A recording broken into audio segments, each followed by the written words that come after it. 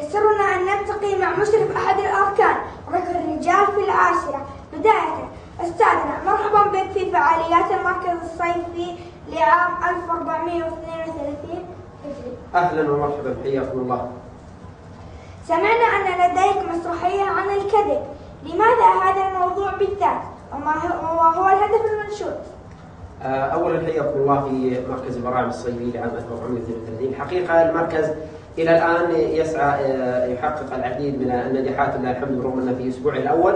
الحقيقة اخترنا هذا الموضوع لأن الكذب هو آفة العصر عند الأطفال، سيما يعني طلاب المرحلة الابتدائية، فركزنا الموضوع على موضوع الكذب ودعمنا بشيء من الآيات ومن الحديث ومن المقالات المشهورة، وما قصر الشباب جزاهم الله خير، أبلوا بلاء حسنة وبيض الله وجههم. أستاذنا، قضية الخجل عند بعض الطلاب قضية شائكة، توصياتك لحل هذه المشكلة؟ والله الحلول كثيرة جدا، وأنا أوصي بثلاث أشياء. أولا التوكل على الله جل وعلا والاعتماد عليه قبل الإقدام على أي عمل. الأمر الآخر أمر ولي الأمر أن يتابع ابنه أولا بأول، وأن يحاول أن يزج به في الأماكن التي فيها اختلاط مع الناس، سيما من يكبره سنا وخبرة. الأمر الثالث أمر مثل ما شفتوا أمر المسرح. الحقيقة كان عندي 3 طلاب ترددوا كثيرا عن المشاركة، والحمد لله بالإقناع شاركوا، وكانت مشاركاتهم من أفضل المشاركات كما رأيتم. ويعني بالتدريب ومع طول المدة بإذن الله يقضى على الخجل، وإلا فإن الخجل سيستمر إلى يوم القيامة لو قالت خوينا. التمثيل المسرحي فراقي ومباشر، كيف ترى من وجهة نظرك؟ والله أشوف أن المسرح مهم جدا لجميع المراحل، يصقل المواهب ويعود على مواجهة الجمهور، ويعني يثري الساحة العلمية والساحة يعني الاجتماعية بالعديد من المواضيع المفيدة والنافعة.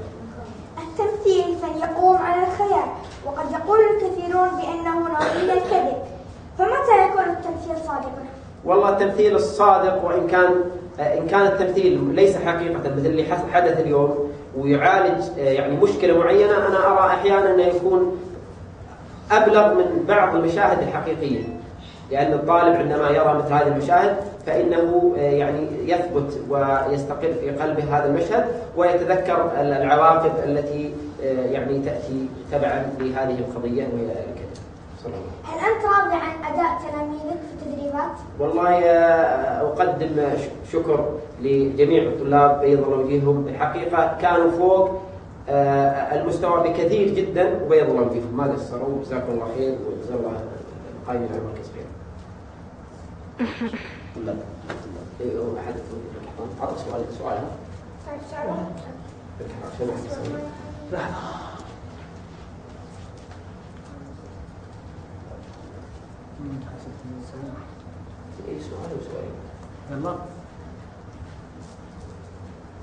هل هناك كذبة بيضاء وكذبة سوداء؟ نعم.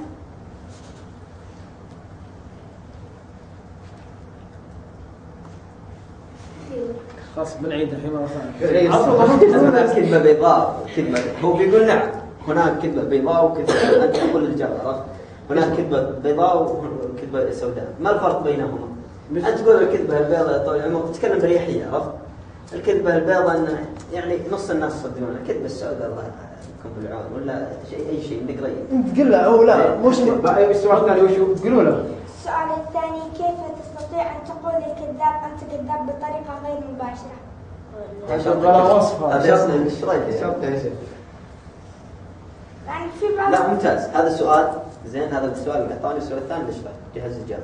أي الثاني. كيف تقول لواحد؟ كيف تقول لواحد الشخص بطريقة غير مباشرة. طريقة غير مباشرة. يعني يقول أنت كذاب. غير السؤال ده. وشو ممكن صوتها شوي. فنجاوب ما يحبه الله، فلماذا لا نكون صادقين مع الله؟ أولاً. إحنا شو نسوي؟ تنصب كذا. لا أنت ايش تقول؟ لا ممتاز. فلماذا لا نكون صادقين مع الله؟ تعليقك على هذه العبارة. صادقين مع الله أولا وأنفسنا ومجتمعنا الذي نعيش فيه، ونبتعد عن الكذب. ممتاز. لا أنت تقول والله أتمنى، قل أتمنى أن الجميع يكون صادق ويترك من اللف والدوران، ولا راح يخسر شيء، لأن الصدق منجاة. بس أو ألف من عندك، إعطاني أنت شو مشهدين يعني ما كنت كلمتين. يلا كفانا. أعطي مثال. أعطيها لي مرة يثبت صفة الصدق وما هي النتائج المترتبة على الصدق. عطني ذاك المثال. خلاص. طيب النتائج المترتبة خلاص النتائج المترتبة على الصدق سهلة. قل يحبه الله ويحبه رسوله ويحبه الناس أجمعين. خلاص. يقول الصادق يحبه الله ويحبه الرسول ويحبه الناس أجمعين. أيوة عطني السؤال. نواتج الصدق. طب بعدين أعطيكم سؤال. لا سؤال واحد ما شاء الله. ابعد شوي. واحد. لحظة ابعد شوي. تعال شوي كذا. واحد. لحظة.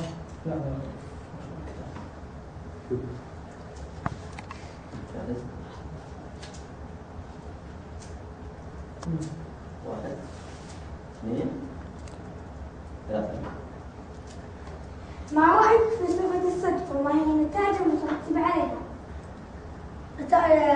صفة الصدق يحبها الله ورسوله والناس أجمعين. طيب ومثال الجنة. صادق اشتغل. لا كثر يا رجل نمجل على الصلاة. الحياة الثانية. مو مشكلة كأنك في البيت تسولف. يلا. كيف تستطيع؟ دقيقة مع العدد واحد اثنين ثلاثة. كيف تستطيع أن تقول للكذاب أنت كذاب بطريقة غير مباشرة؟ ممكن صراحة والله ما عرفت يعني يكسب بالضبط. مثلا تقول له بدل ما تقول له أنت كذاب تقول له مثلا هو يجيب ما كأنك قلت شيء خطأ. نقول له كثر منها دور غيرها. لا مثلا هو يقول له أنا كنت بالليل شفت بالليل صاروخ نزل على الجبل أنا كنت بالليل موجود ما نزل شيء. قلت له كذاب. لا والله احاول اني ما اعطيه بوجهه كثر منها دور غيرها اذا شفت انه خرابه قلت كذاب. كلها حاول اوجه الكلام للجميع. عرفت الكلام الحين؟ أقول له يعني إذا خلص صار أقول له يعني ما أعطي وجه أقول له دور غيرها دور غيرها كثر منها. كثر وزين. واذا شفت انه خرابه قلنا لا كذاب. يلا خلاص بسم الله. خلي فيها شوي. واحد اثنين ثلاثة. كيف تستطيع أن تقول للكذاب أنت كذاب بطريقة غير مباشرة؟ مثلا إذا واحد قال لي سالفة ما هي تدخل البال أقول له كثر منها أو جيب غيرها. إذا خربها مرة إيش؟ يقول لك كذاب. في وجهه. أعطيه وجه. زي أعيدها مو ثاني أخي. لا طلعت زين. نقطع بنقطع. ضبط بالممتاز. عيدها. خل وجهك عندنا ان شاء الله. طالع بالكاميرا ها. في منظر. يلا بسم الله. كيف تستطيع أن تقول للكذاب أنت كذاب بطريقة غير مباشرة؟ إذا واحد قال لي سالفة يعني ما تدخل على البال زي كذا أقول له كثر من أجيب غيرها. إذا خربها مرة أعطيه وحدة على وجهها. وفي الختام نشكر لكم حسن الاستماع والمتابعة. جزاكم الله خير. بيض الله وجهك. ممتاز. ممتاز. يلا على الصلاة. جزاكم الله خير. جزاكم الله خير. بيض الله وجهك. ممتاز. دائما نقام معنا.